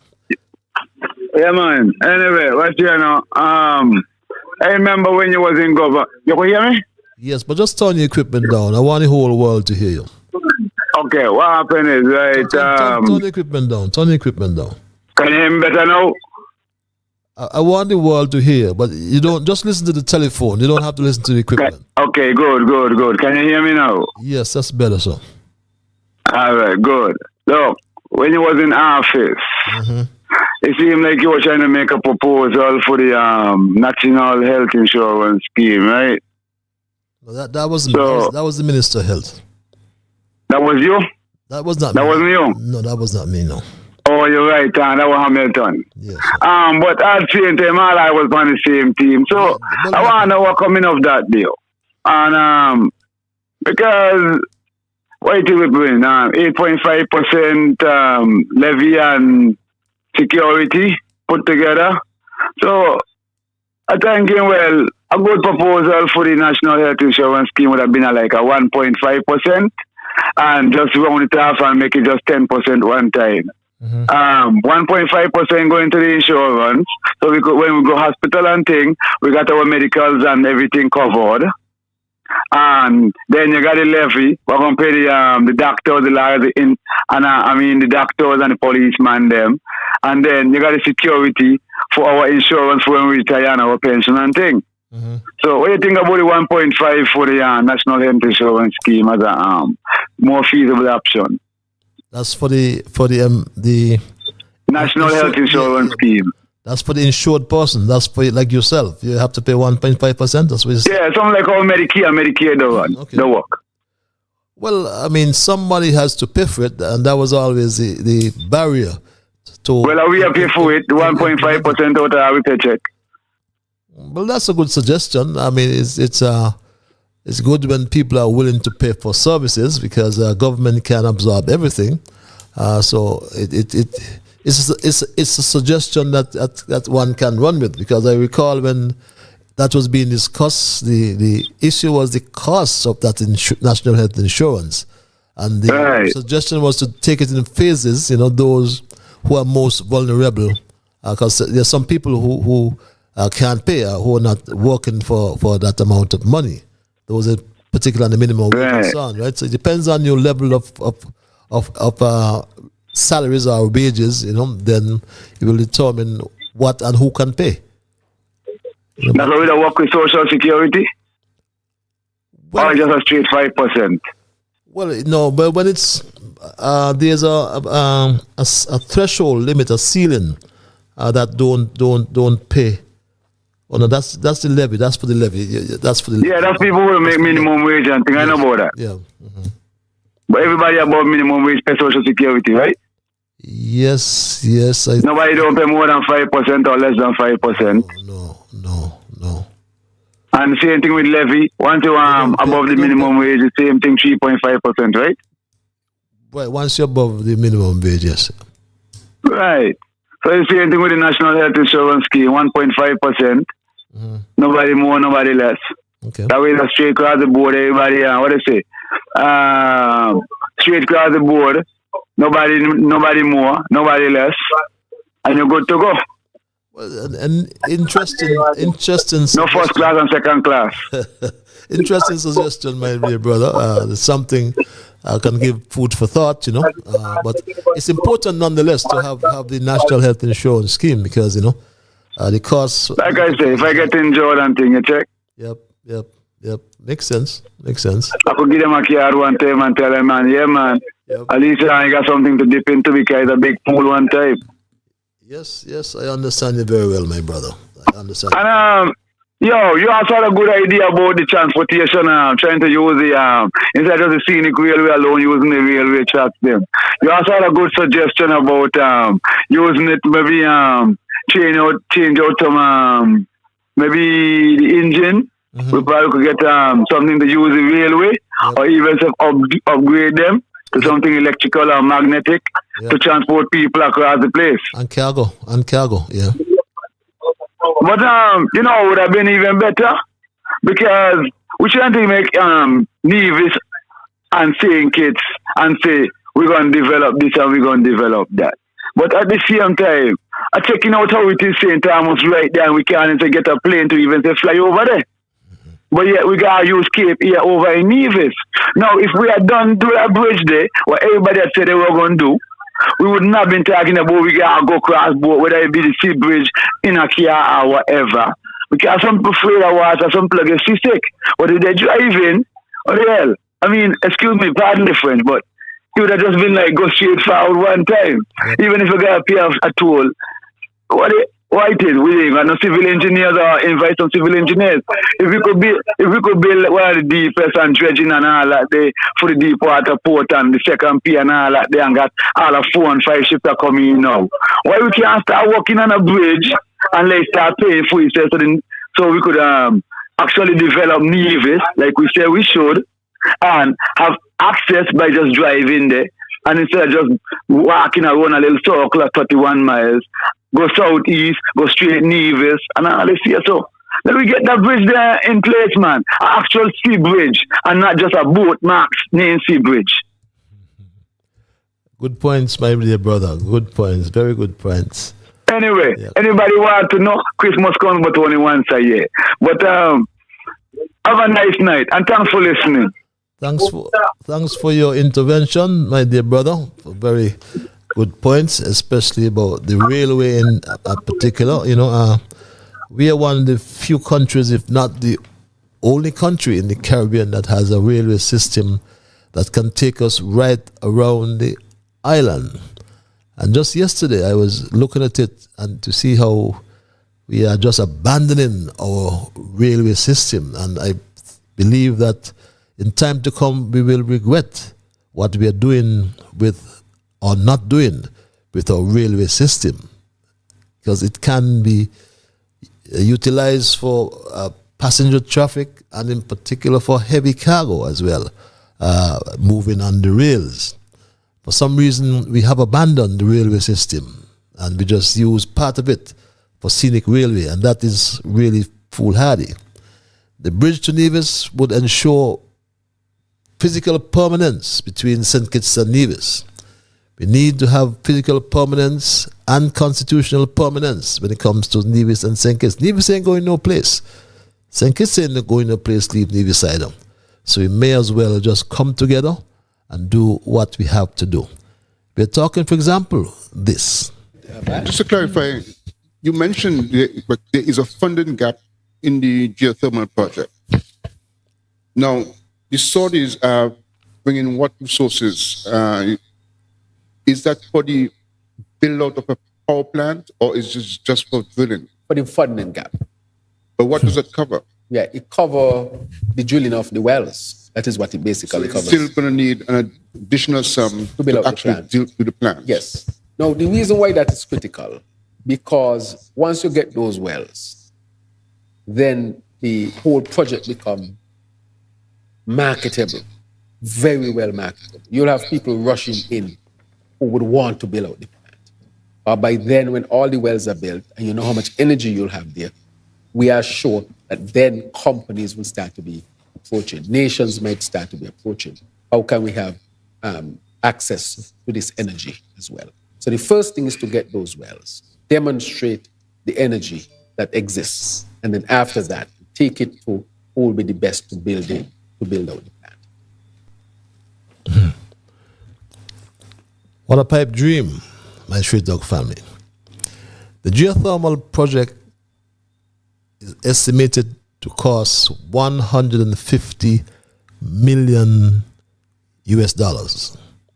That's over $400 million. The geothermal project is also filled with so many legacy issues. Now we got 70 million, and the snake in Nevis was jumping up. Then suddenly $17 million US created a funding gap. Now Drew said he's getting $40 million from the Saudis to fill that funding gap. But there's another 60 million US, that's $150 million that's going to be required for the plant. And another 50 million US, $135 million, that's going to be required for transmission. That's to send the energy to St. Kitts, around Nevis, wherever. And I can say to you, my Straight Dog family, all Dr. Drew and the Snake Mark Randy are doing, they are dreaming. Good night, Patches reads this email. Let me address the problem and confusion in the Ministry of Health. There are 5 permanent secretaries in the Ministry of Health. 1, the Minister of Health, Dr. Drew, who is not talking to the real Pierce, who keep telling people that he made a big mistake to pick her for Pierce, that he should have picked Blanchett. 2, it's supposed to be Pierce, Dr. Sharon Archibald, who they are sidelining and don't have any say. They say that she don't go to work, so Drew instruct everyone to overstep her and do what they want, or so she is not really the Pierce. 3, Dr. Bradshaw, the P&O, the old hog who give nurses attendants who can barely read, gave them who studied in Cuba, registered nurses, knowing very well that they only train to assist real nurses. 4, Dr. Morton, the director of the hospital, Mr. Fake Facebook page, who is always disrespecting the real Pierce, and tell workers don't tell him anything about no Pierce, and always calling Dr. Bradshaw for advice because he don't know what he is doing, and he and her are 2 bullies. 5, Lindsay Maynard, director of operations, who we all know head is like a stone up the hospital, wasting money, giving all the friends, my Straight Dog family, and family jobs, so he get all kind of kickback. She was a waste at the Treasury and now is a bigger waste at JNF. Let's go back to the lines. Caller, you're live. Hello, caller. Good night. How are you? I am peaceful, my dear. How are you? Good. Sounds like Alice in Wonderland. Yes. Now, what I want to say, right? The last meeting you had, don't know about government, and it's what they tell him to stay away. His isolation should have been the prime minister, not even the pastor. It was more fraud than Marby, and could not even answer the question. All he was saying, what they done at the hospital, is he to do it, and saying again about the farmer government and development bank. If it's Timothy and his family, he want to get that, he done well, and will be the best. And he must remember 10 men in one, all what he do. Do not think about Timothy, think about 10 men in one. And take, and if they take his take. All the claiming is from the farmer government. They don't have no idea of their own. He start the 500 and was to give more. What happened now? Stop balling. They're glad for the CBI. Let them bring in all the people what they want, and cut out the people who vote with them, because that's what they're going to be, but they want free movement. See you. I get back. Thank you very much, my dear lady. Good night, Patches. Reads this other email.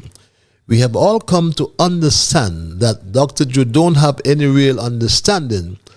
So to disguise his stupidity, he tells lies and twists the truth. Dr. Drew shut down the PAP, shut down the Peace, shut down the solar plant, shut down the New Barcy High School, but open up the salaries review to fill up their pockets even more. I pray and hope that all the comrades go knocking down their doors for money and hand out every month, because they take them off PAP and Peace so that the comrades can be desperate for money and go to them every month to beg them. Motto, it really better with Labour for the ministers and better for the votes and comrades. Too shame to reveal my identity. Big Labour comrade reads this email. Good night, Patches. I tuned in late, not sure if you mentioned the passing of Vinetta tackling of Pond's extension. Please let us all remember her family during this difficult time. No, I did not. I was not aware of that passing. So I'm happy, and we extend our condolences to the family. They did not attend Ira's brother's funeral, but they adjourned Parliament, and all of them was present at Leroy Byron's funeral, reads this email. And my Straight Talk family, as we wind down tonight's programming, tonight we looked at our thesis, which we entitled A True Story of the State, a true report, beg your pardon, of the state of the Federation. And in the process, we provided a background, and in terms of the list of projects that are normally outlined in the throne speech, we call it. And we reflected and even suggested that we believe it should be mandatory. It should be form law, just like in the US with the State of the Union address. It should be mandated by law as well that the Prime Minister should have a duty to report to the Parliament or the Assembly at least in the first quarter of every year. And that is not happening. So we, as a Straight Talk family, and as your Straight Talk host, I decided to provide a true report of the state of the Federation here in St. Kitts and Nevis. And in a nutshell, we can conclude that things are not good. When we reflect on where we came from, even as a team unity administration, we went back to 2015 when the late Sir Tapley Seaton presented the throne speech in the Assembly. With the fact that tomorrow begins today, we are faced with the urgency of now. An economic overhaul is needed now to ensure that we are on the road where we can all have access to this nation's prosperity. The average citizen does not have to be told that times are hard. The people of St. Kitts and Nevis have faced severe adversity over the past 5 years. Our team unity government understands that the cost of living is too high, The general standard of living for most citizens has dropped dramatically. And yes, my Street Dog family, that was then. And fast track to 2022, when the new administration and then Dame Marcella Liburd presented her throne speech on behalf of the incumbent administration. Caller, you're live. Hello, caller? Yes. Yes, I get back. Yes, okay. If anybody get back a job,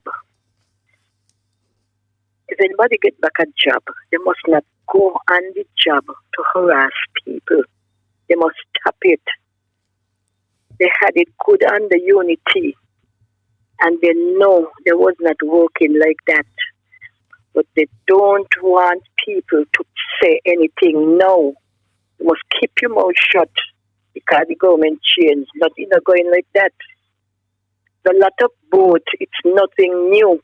The stores and ports and they balling a sale. So get the sea water full of boat. But you peer. When I saw some people just meet and say, no, you peer. Meaning care. If they did no always come behind. The country was going so good, so good. Maisie, good night. Talk as you like. Never mind what they say and they want to vex with you. Have a good weekend. Oh, no, today's Monday. Yeah, all right. See you. Have a good night, my dear. Enjoying life, Alice in Wonderland. It's just Monday. The week has just started. And Dame Marcella outlined their plans.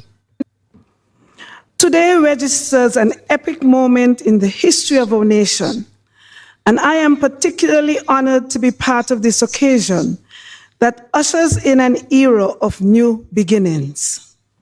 The opening of this parliament is convened at a time when the global leadership has been challenged to take a long and hard look at changing course to embrace and pursue that vision for action that brings hope to the world's people. This is a significant milestone that we celebrate today, since the people of St. Kitts and Nevis determined with no uncertainty that there is a better way forward with the newly elected St. Kitts Nevis Labour administration at the helm of government. I am pleased to present to the nation an overview of the socio-economic agenda of our government, which I am confident will substantially transform the Federation of St. Kitts and Nevis over the next 5 years. And that is what everyone hoped. But truth be told, my Straight Dog family, the potholes of despair and disappointment have just returned to the country. And the trajectory or the positive course to prosperity no longer exists.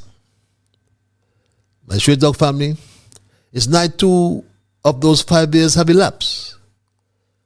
They promised to eradicate poverty and productive employment opportunities to deduct work. But this was only talk, my Straight Dog family. Nothing has happened. Absolutely nothing has happened. There's no reduction in poverty. Nothing at all has happened under this administration. The health system is in disarray. And instead of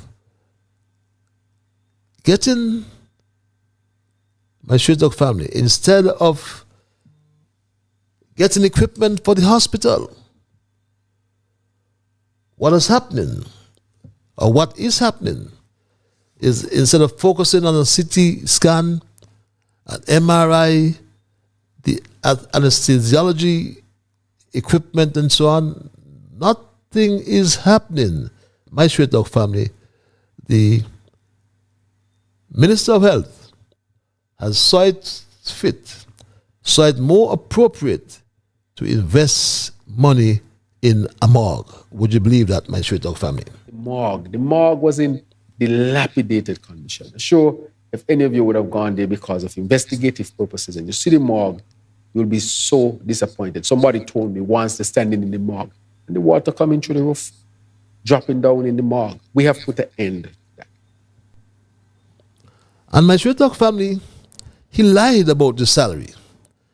And it was his own crooked advisor who told us about the procedure when it came to the increase in salary. And hear what his crooked advisor, Garth Lucifer Wilkins, said. In 2018, the first formal Salaries Review Commission was established, and the report was prepared and submitted to the then Prime Minister.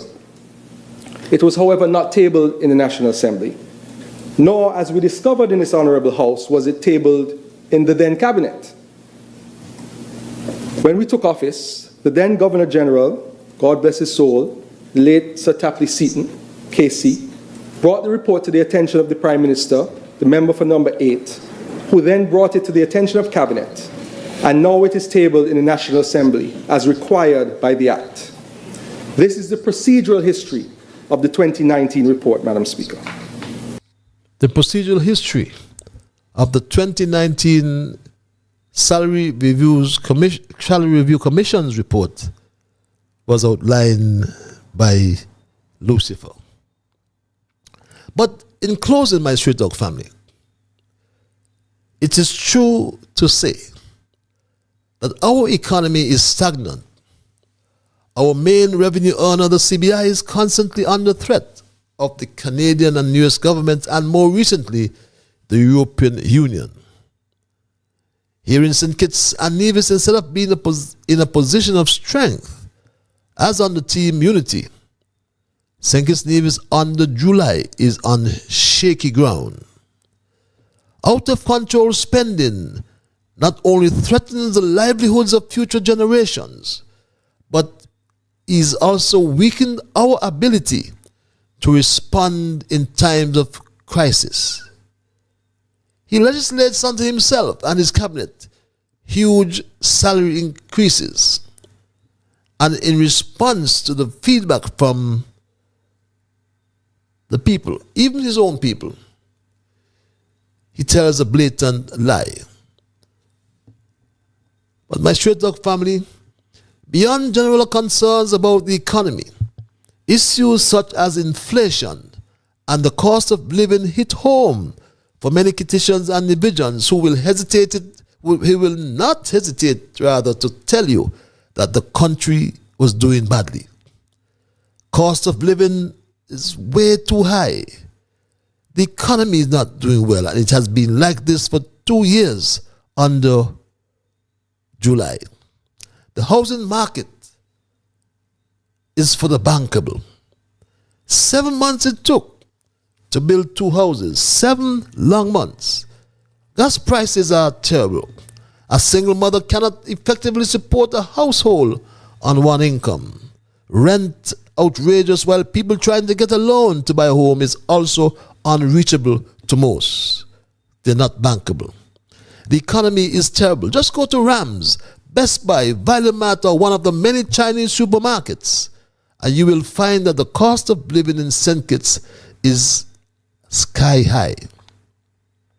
My Straight Talk family, as we wind down tonight's programming, we can conclude that this government is not a government that can help us. It is not a government of the people, for the people, and by the people. We have a Prime Minister called July who wants to treat us like his subjects.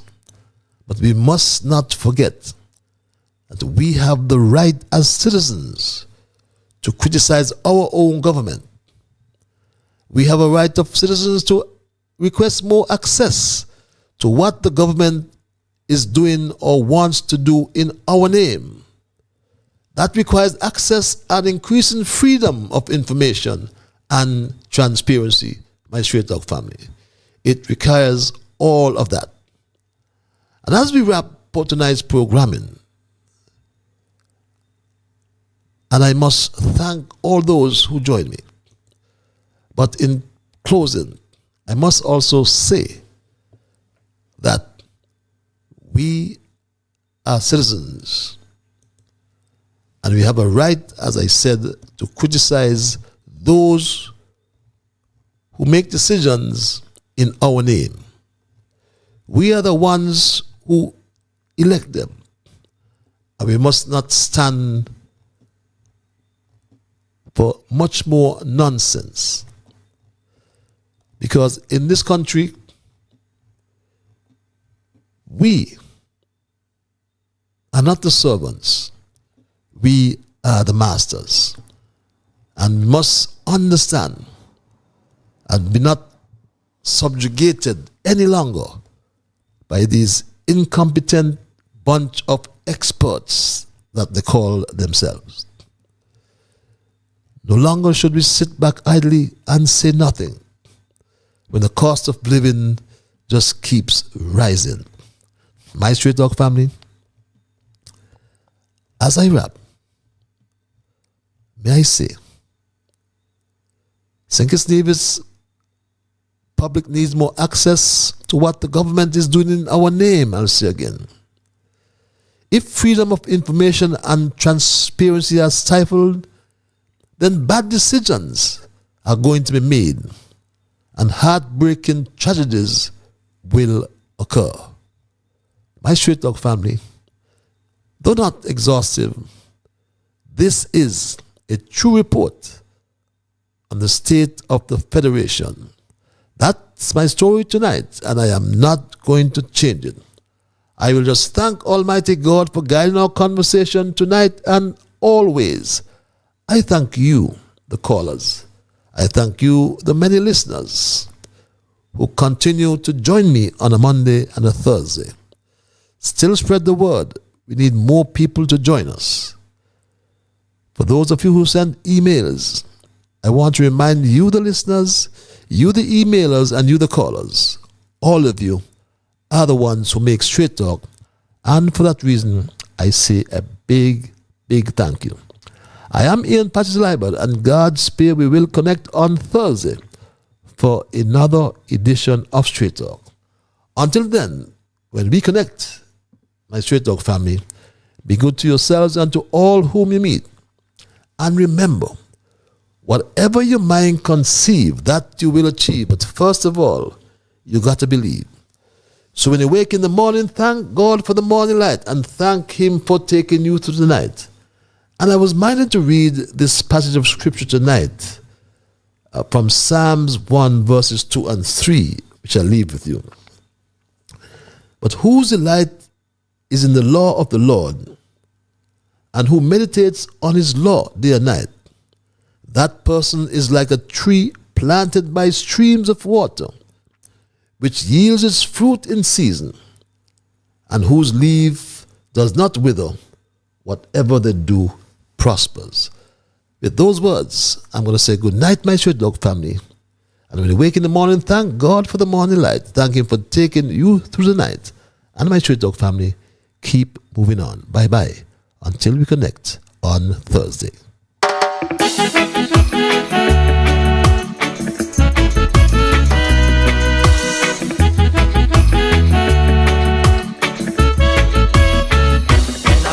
In the morning, I thank God for the morning light. Give Him thanks and praises for taking me safely through the night. For the rest of food and loving care, and for my mother's breath of life that's got me here.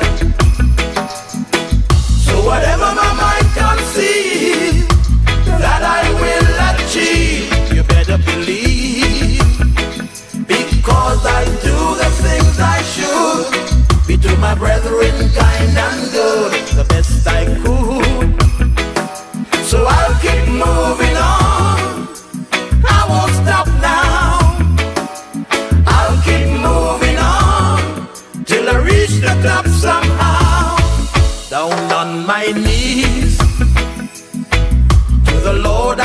kneel and pray with my heart and soul. Beg him to take me through each day. My guardian to keep and my guide over every step I take. He will preside. So whatever my mind conceive that I will achieve, you better believe, because I do the things I should. Be to my brethren kind and good, the best I could. So I'll keep moving on, I won't stop now. I'll keep moving on till I reach the top somehow.